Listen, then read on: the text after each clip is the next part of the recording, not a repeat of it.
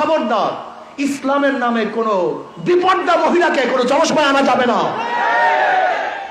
ইসলামী হুকুমাতের নামে কি শুরু করেছেন আপনারা?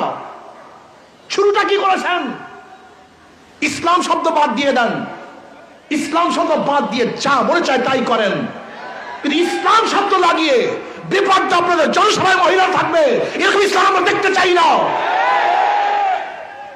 ধোঁকাবাজি করবেন না, ইসলামের নাম দিয়ে যা ইচ্ছা তাই করবেন, এটা বাংলাদেশের মানুষ মানবে না, মানতে পারে না।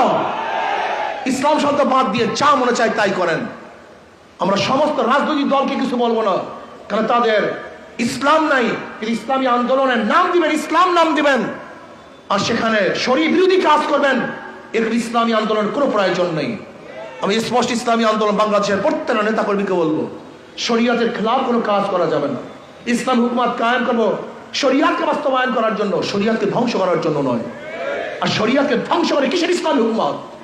কেবল সাবলিক ইসলাম হুকুমত কায়েম করার জন্য। শরীয়তকে বিনষ্ট করে কেবল সাবলিক ইসলাম হুকুমত কায়েম করার জন্য, এরকম ইসলাম হুকুমত আমরা চাই না।